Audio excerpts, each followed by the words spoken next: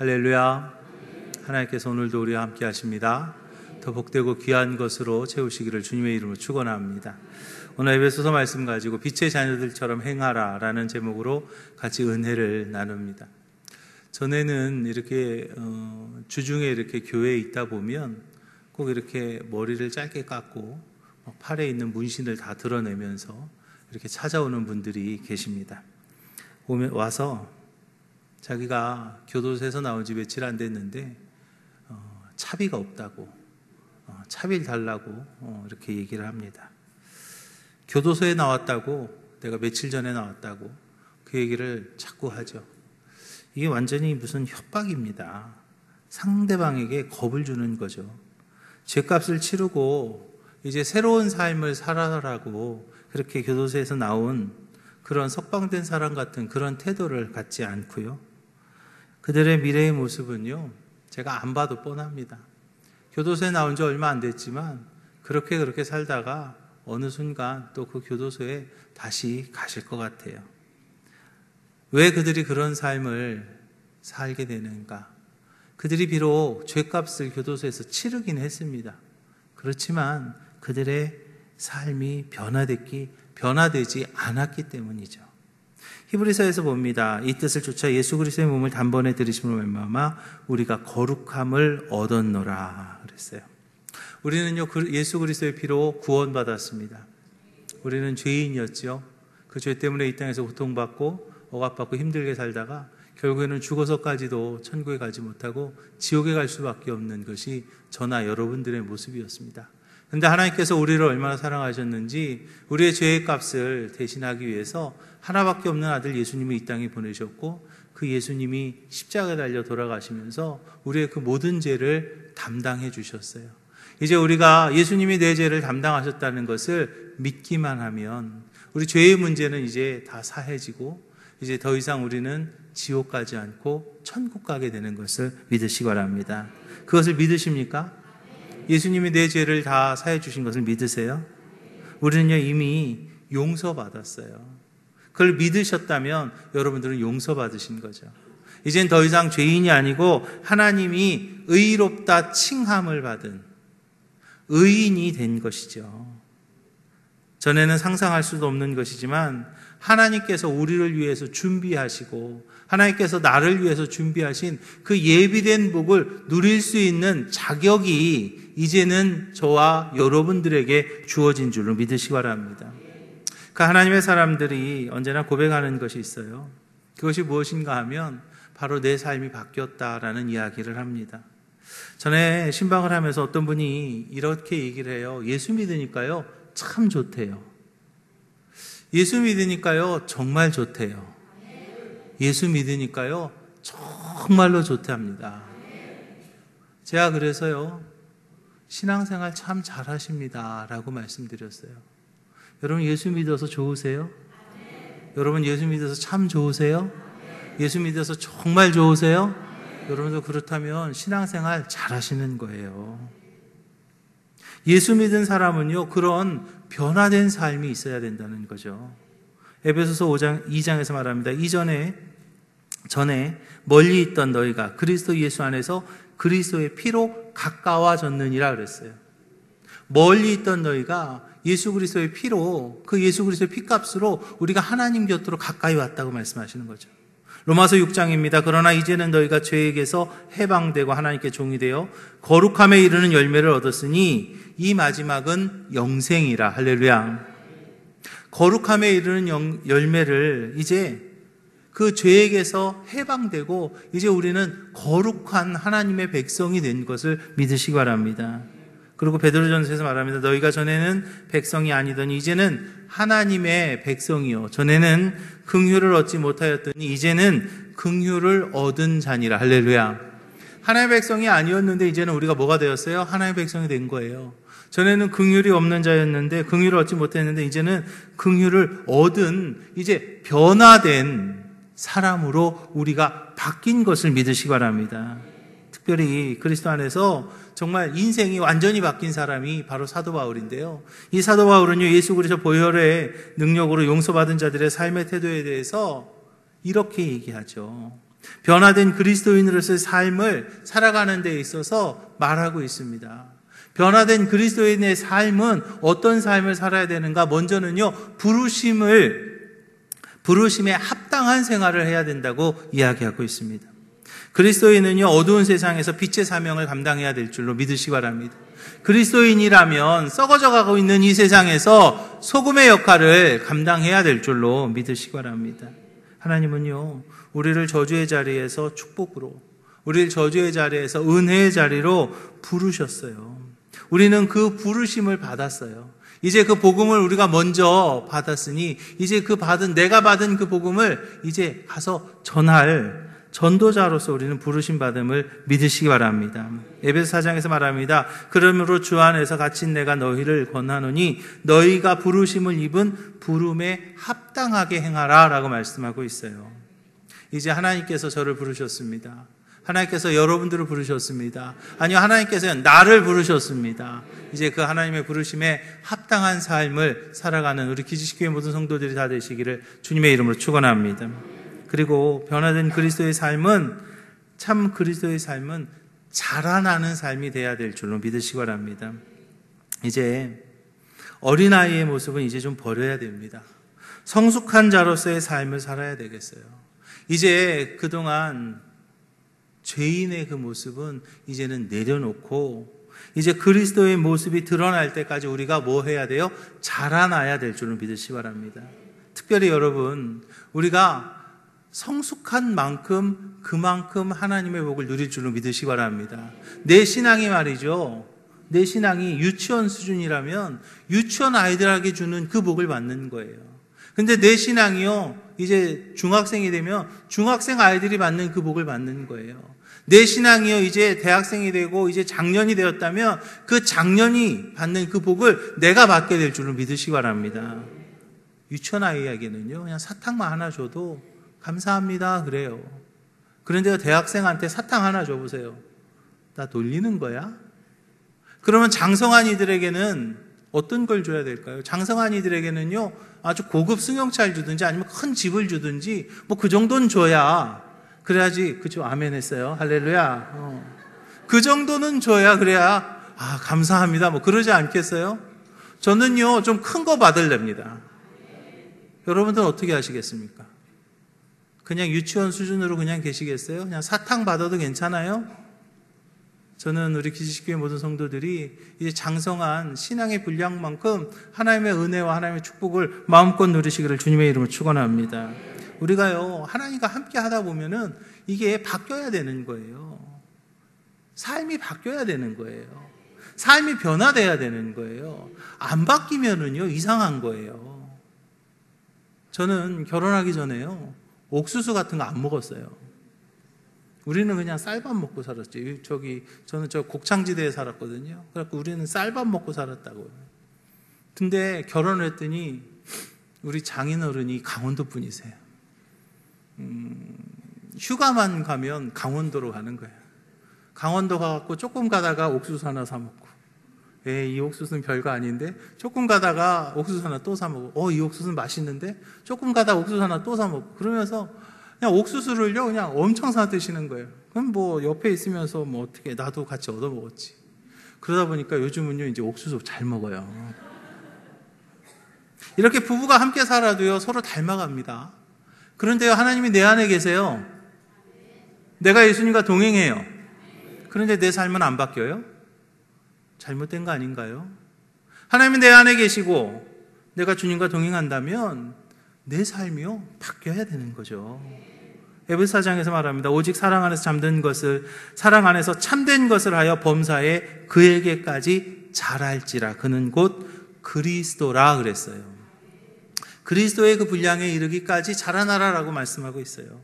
고린도전서 13장에서 말합니다. 내가 어렸을 때에는 말하는 것이 어린아이 같고 깨닫는 것이 어린아이 같고 생각하는 것이 어린아이 같다가 장성한 사람이 되어서는 어린아이의 일을 버렸노라. 할렐루야. 우리가 이제는 자라나야 되는 거예요. 그리고 어린아이의 것은요, 이제는 내려놓을 수 있어야 되는 거예요. 오늘 우리에게 주신 하나님의 음성을 듣고 하나님의 백성이 구체적으로 살아가야 될 모습이 어떠한 것인지 하나님의 음성을 들으시기를 주님의 이름으로 축원합니다. 구원받은 신앙인이에요. 이제 우리가 구원받은 신앙인입니다. 예수님이 내 죄를 다 담당하셨다는 것을 믿으시죠? 예수님이 내 죄를 담당하신 것을 믿으시죠? 예수님이 십자가에서 내 죄를 다 담당하셨다는 걸 믿으시죠? 그렇다면 여러분들은 이제 죄는 다 사해졌고 여러분들은 구원받은 신앙인입니다.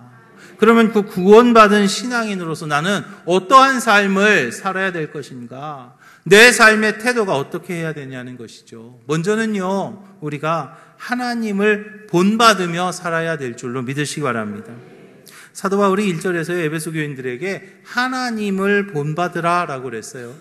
그리고 2절에 가면 그리스도께서 너에게 하신 것 같이 행하라 그랬어요.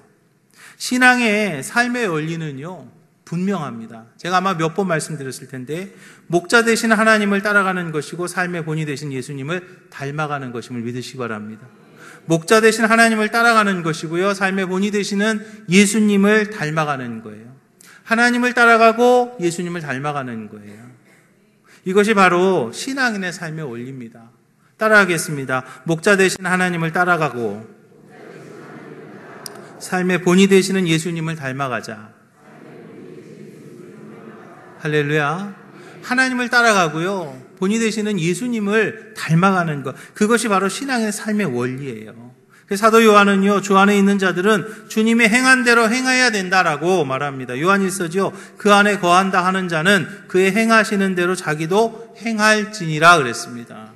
사도 베드로도요, 신앙인은 부르신 자를 닮아야 된다라고 말하면서 베드로전서에서 오직 너희를 부르신 거룩한 자처럼 너희도 모든 행실에 거룩한 자가 되라 그랬습니다.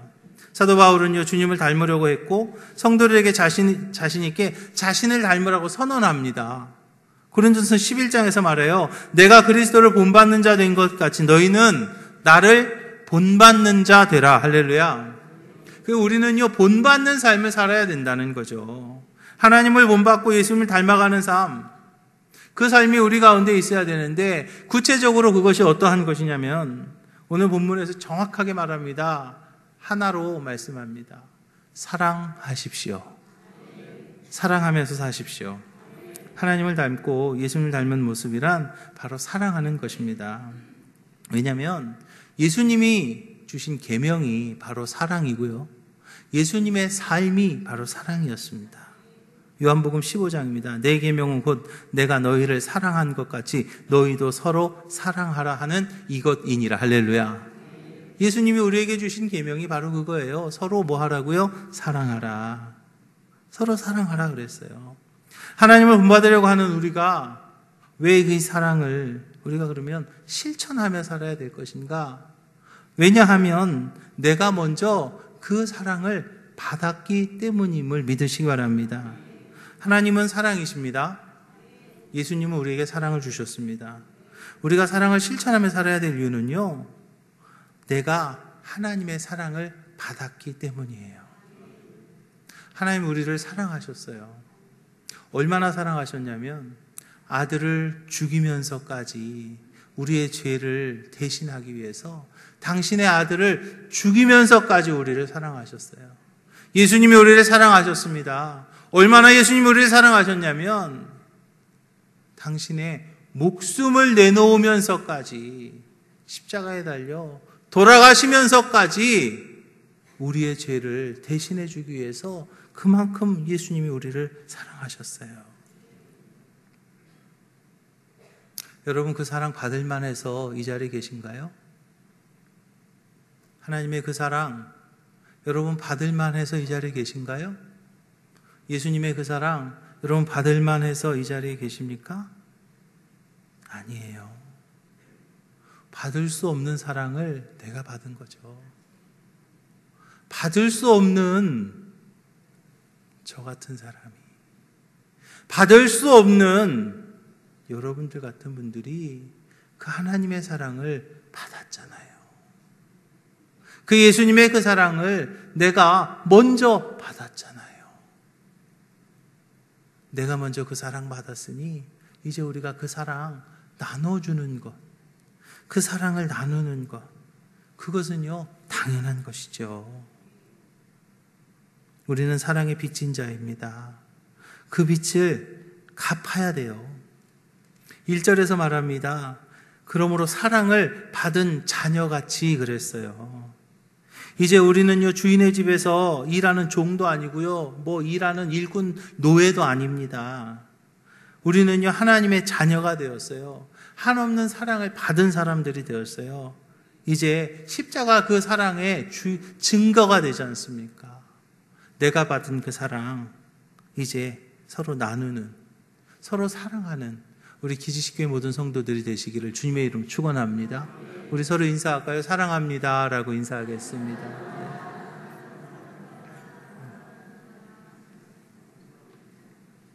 두 번째로 신앙인의 기본적인 삶의 태도는요, 우리가 기억해야 되겠습니다.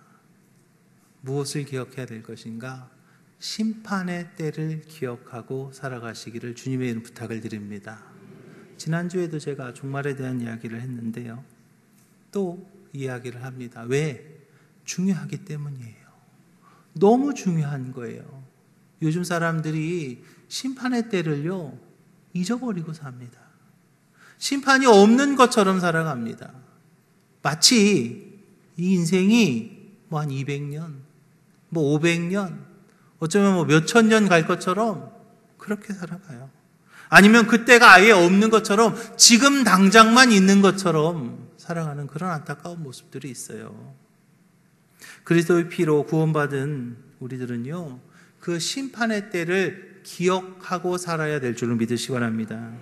지혜로운 사람이라면요, 자신의 행한 일의 결과를 예측하면서 살아야 됩니다. 그냥 아무렇게나 막 살면은요, 그럼 막가파가 되는 거예요. 아무렇게나 막 살지 않고요, 내가 이렇게 살았을 때, 내가 이렇게 행동했을 때 어떤 일이 벌어질까를 우리는 예측하면서 살아야 된다고요. 아무리 배가 고파도 독버섯을 먹을 수는 없습니다. 왜요? 독버섯 먹으면 죽어요. 아무리 배가 고파도요, 상한 음식을 먹지는 않습니다. 왜요? 상한 음식 먹으면 몸이 상하니까요. 아무리 배가 고파도요. 마찬가지예요. 여러분, 내 삶이 어떻게 될 것인가 예측하며 살지 않습니까? 내 삶이 어디로 갈 것인가, 그것을요, 많은 이들이 그냥 잃어버리고 살아요. 없는 것처럼 살아가요. 우리는요, 내 삶이 하나님 앞에서 평가받는 그날을 기억하면서 살아야 될 줄로 믿으시기 바랍니다. 그런데 내 삶이 어떻게 평가되는가? 그것은 바로 내 삶의 열매로 평가받습니다. 마태복음 7장에서 말합니다. 그의 열매로 그들을 알리라 그랬어요. 자신의 행한 일의 열매로 평가받기 때문에 내가 이 일을 하는 데 있어서 하나님 앞에 갔을 때 어떠한 열매가 맺힐 것인가, 어떠한 열매가 맺힐 것인가, 그것을 우리는 기억하고 그것을 생각하면서 살아야 돼요. 그런데 많은 이들은 그냥 죽으면 그만이죠. 천만에요. 죽으면 그만일까요? 아닙니다. 죽으면 천국 아니면 지옥입니다. 그런데요, 천국에서도 등급이 있다고요. 성경에서는 분명히 얘기합니다. 장자들의 총회를 이야기해요. 성경에서는 분명히 이야기합니다. 부끄러운 구원을 이야기합니다. 그 중간에는 얼마나 많은 등급이 있는지 저는 알 수는 없습니다. 그러나 분명하게 얘기하고 있는 것은 성경에서는 이렇게 얘기합니다. 해의 영광이 다르고 달의 영광이 다르고 별의 영광이 다른데 별과 별의 영광이 다 다르다고 그랬어요. 그렇다고 하면은 우리가 하나님 앞에 갔을 때에 그 등급이 다 다르다는 거예요. 내가 이 땅에서 어떤 삶을 살았느냐, 내가 얼마나 어떠한 열매를 맺었느냐에 따라서 하나님 앞에 가는 그날, 마지막 진짜를 받게 되는 그날, 그것이 다르다는 거예요. 감사한 것은 아직 은혜 받을 만한 때라는 거죠. 감사한 것은 아직 구원의 날이라고 말씀하고 있다는 거예요. 여러분, 우리 감사합시다. 오늘이라고 하는 이 날을 하나님께서 우리에게 주신 것에 대해서요, 우리는 감사할 수 있어야 돼요. 오늘이라고 하는 이 날, 여러분, 언제 예수님께서 오실지 아무도 알 수 없습니다. 제가 살아생전에 예수님이 오실지 글쎄요, 저는 잘 모르겠어요. 아버지만 아신다고 그랬어요. 그런데 여러분들 살아생전에 예수님이 오실지 저는 그것도 모르겠습니다. 아버지만 아시기 때문이죠. 그런데 분명한 것은요, 예수님이 나팔 불며 다시 오는 세상의 종말이 오든지 아니면 여러분들 각자에게 오는 개인의 종말이 오든지 분명히 종말은 있다는 거예요. 분명히 하나님 앞에 가서 서는 그날이 있다는 거예요. 하나님 앞에 가서 내가 어떤 삶을 살았는가, 내가 어떤 열매를 맺었는가, 그것을 계수하는 날이 분명히 있다는 것이죠. 성경은요, 끊임없이 얘기하고 있습니다. 그날이 되면 분명히 갚으겠다. 성경에서는요, 행한 대로 갚아주겠다라고 말합니다. 뭐 한 대로 갚은다고요? 행한 대로 갚으겠다. 갈라디아서 6장이죠. 스스로 속이지 말라. 하나님 만월의 여긴 받지 아니하시나니 사람이 무엇으로 심든지 그대로 거두리라 그랬어요. 사람이 뭐 한 거예요? 심는 대로. 내가 어떻게 심느냐에 따라서 거둔다고 그랬어요. 여러분 무엇을 심으십니까? 여러분 무엇을 거두기를 원하세요? 그러면 제가 분명히 말씀드릴게요. 여러분 무엇을 심으십니까? 라고 제가 물어볼 필요가 없어요.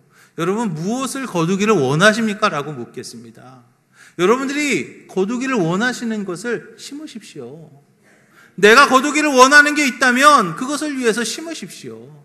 분명히 말씀하셨어요. 사람이 무엇으로 심든지 그대로 거두리라 그랬어요.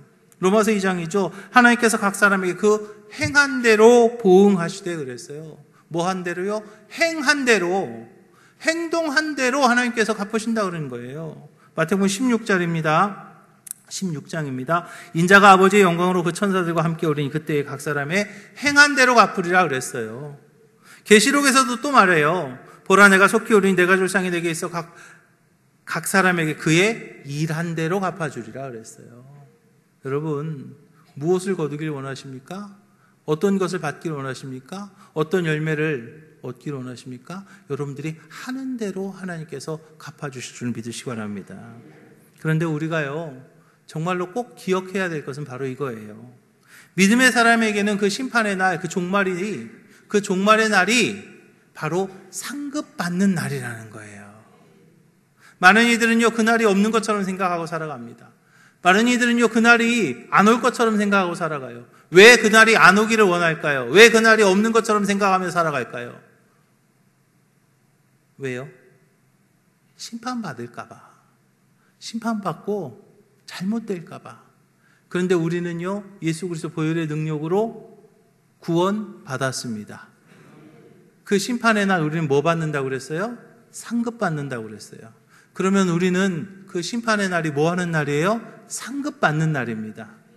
그런데 그날을 잊어버리시겠어요? 여러분 그날을요 잊어버려서는 안 됩니다. 왜냐하면 그날이 심판받고 내가 잘못되는 날이 아니라 그날은 내가 하나님으로부터 상급받는 날이기 때문에, 아니 상받는 그날을 어떻게 잊어버릴 수 있어요? 저희 아버지가 옛날에 저 자전거 사준다고 그랬을 때 제 생일날 사준다고 그랬어요. 제가요 그거를요 손꼽아서 기다렸던 기억이 있습니다. 자전거를 사주는데요 생일날 사준대요. 좀 일찍 사주지. 근데요 그날을요 손꼽아서 기다렸어요. 여러분 이제 우리가 하나님으로부터 상급받는 날이에요. 우리가 그날을 기억해야 됩니다. 하나님의 진노의 대상이 되지 마시기를 주님의 부탁을 드립니다. 그 심판의 때가 분명히 있다는 것을 기억하시고 그때 나는 하나님의 상급을 받는다. 그 기억으로 승리하시는 우리 기지식회 모든 성도들이 되시기를 주님의 이름으로 축원합니다. 그리고 또 믿음의 상급을 바라보는 사람은요 그 상 주시는 분이 누구인지를 알아야 되는 거예요. 누가 상 주는지 모르고 그냥 엉뚱한 데다가 그냥 하면 안 된다는 거죠. 인생의 짧은 것을 알고요 언젠가 심판의 날이 있다는 것을 아는 사람은 우리가 그 마지막에 누구를 기쁘게 해야 될 것인가, 어떤 사람을 기쁘게 해야 될 것인가, 아니 어느 분을 기쁘게 하는 삶을 살아야 될 것인가, 그것을 우리가 알아야 되죠. 왜요? 내가 상급 받아야 되는데 그 상급은 누가 준다고요? 하나님이 주신다고요. 우리의 삶 가운데 나름대로 누군가를 기쁘는 삶을 삽니다. 어떤 분은 자기 자신만을 위해 살아요. 나만, 그냥 모든 게 나만 위해 사는 사람이 있어요. 그런가 하면 어떤 분은 자기 자식들만 위해서 사는 분들도 있어요. 그런가 하면 또 뭐 다른 어떤 사람을 위해서 기쁘게 하며 사는 그런 사람도 있습니다. 그런데요, 좀 바보 멍청이도 하나 있는데 그런 사람이 누군가 하면 자기 아내는 버리고 엉뚱한 여자를 기쁘게 하는 맛에 사는 그런 바보 멍청이도 있죠. 다 입 꼭 다물고 있네. 사실은요, 제가 그랬어요. 저희 교회가 속해 있는 연애 부흥단이 있는데 그 연애 부흥단에서는 보통 1년에 한 차례 사모 수양회가 있어요. 해외로 가는 경우도 있고 국내로 가는 경우도 있습니다. 그래서 제가 사모 수양회니까 우리 부목사님들, 사모님들 가라. 다 보내준다. 그러고 해서 이제 다 보내라고 그랬습니다. 다 거기 가라고 그랬어요. 그런데 그렇게 얘기하면서 저희 아내한테는 부목사님들, 사모님들 가니까 당신이 가면 좀 불편할 것 같지? 그러니까 당신은 가지 말지? 그랬다가 되게 혼났어요. 그래서 제가 그러면 가! 그랬어요. 그랬더니 이제 기분 나빠서 안 간대. 그거 풀어주느라고요. 아주 혼났던 기억이 있어요. 제가요, 엉뚱한 여자를 배려하는 아주 바보 멍청이였더라고요. 이제 우리 기지교회 모든 성도들은요, 살아계신 하나님, 날 위해서 십자가에 못 박히신 주님만 기쁘시게 하는 우리 기지식교회 모든 성도들이 다 되시기를 주님의 이름으로 축원합니다. 내가 기쁜 게 아니고요, 나도 기쁘지만 하나님을 기쁘시게 하는 그런 삶을 우리가 살아야 된다는 거죠. 축복의 대명사인 다윗이 있습니다. 그 다윗은요, 하나님의 마음을 알았던 사람입니다. 다윗은요, 하나님을 기쁘게 하려고 했던 사람입니다. 그는 하나님의 기쁘시게 하려는 행동을 했고요, 하나님을 기쁘시게 하려는 말을 했고요, 하나님 기쁘시게 하려는 생각을 했습니다.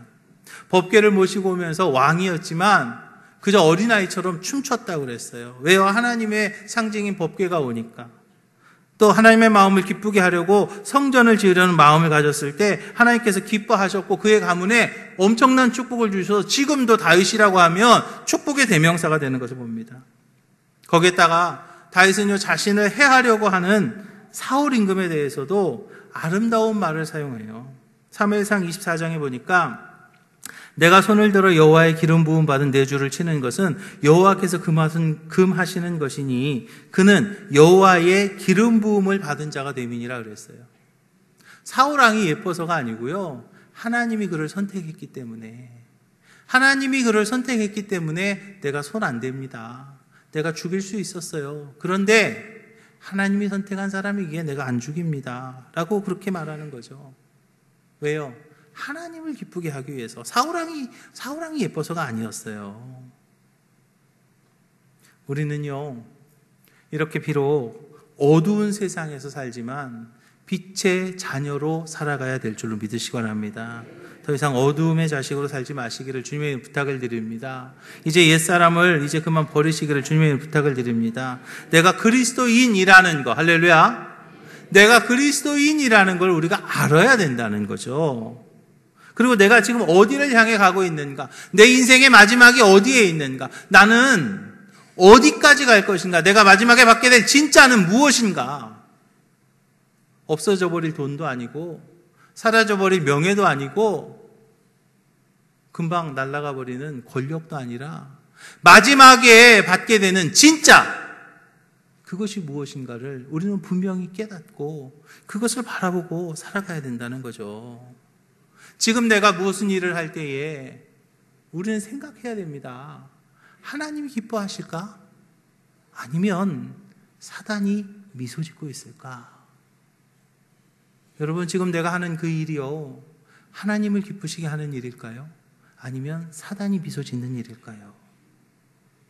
어떤 사람은 일을 열심히 한다고는 합니다. 그런데요, 남의 좋은 일만, 남 좋은 일만 하는 그런 경우도 있어요. 가장 대책 없는 사람이 저는 그렇게 봐요. 잘못된 일을 열심히 하는 사람, 그죠? 잘못된 일인데 열심히 하는 사람 보면 정말 대책이 없어요. 뭐 남 좋은 일도 다른 사람한테 유익을 끼치는 일이라면 뭐 그냥 봐줄 수 있지만, 어떤 경우에는 남에게 유익을 끼치는 것이 아니라 그냥 사단만 미소 짓는 그런 일을 하는, 내복을 깎아먹는 그런 일들이 있다는 거예요. 교회에서도 마찬가지죠. 교회에서도 열심히 한다고는 합니다. 열심히 합니다. 그런데 자기 의만 내세운다거나 자기의 심판 쌓는 일을, 사단이 미소 짓는 그 일을 정말 열심히 하는 분들도 있을 수 있다는 거예요. 그들은 하나님 말씀과는 전혀 상관없는 행동을 하죠. 그들은 하나님 말씀과는 전혀, 하나님의 뜻과는 전혀 상반된 일들을 합니다. 사단이 미소 짓는 것도 모르고, 그죠? 어디로 갈지 모르고 그냥 열심히 아무렇게나 잘못된 길을 열심히 가는 이들이 있다는 거예요. 사랑하는 기식교회 성도 여러분, 하나님은요, 선지자를 통해 축복의 방향을 가르치시는 것을 믿으시기 바랍니다. 특별히 이 시대는 교회 시대입니다. 교회 시대에는요, 하나님이 담임 목사의 마음을 통해서, 또 담임 목사의 입을 통해서 그 방향을 가르치는 것을, 가르치는 것을 믿으시기 바랍니다. 이 시대에, 2018년을 살아가는 지금 이 시대에 우리 기지식교회 모든 성도들에게 어떻게 가야지 될 것인가, 하나님께서 그 감동을 담임 목사에게 주신다고요. 그래서 담임 목사의 입을 통해서, 담임 목사의 방향을 통해서 우리가 그 하나님의 방향을 깨닫게 되고, 그리고 그 방향을 향해서 함께 갈 때에 거기에 준비된 은혜가 있고 거기에 준비된 축복이 있음을 믿으시기 바랍니다. 역대하 20장 20절이죠. 너희는 너희 하나님 여호와의 말을 신뢰하라. 그리하면 견고히 서리라. 그의 선지자들을 신뢰하라. 그리하면 형통하리라. 할렐루야. 그 선지자들을 신뢰할 때 형통의 복을 누린다라고 역대하 20장 20절에서 분명히 말씀하고 있는 것을 기억하시기 바랍니다. 사랑하는 기식교회 성도 여러분, 고린도전서에서 말합니다.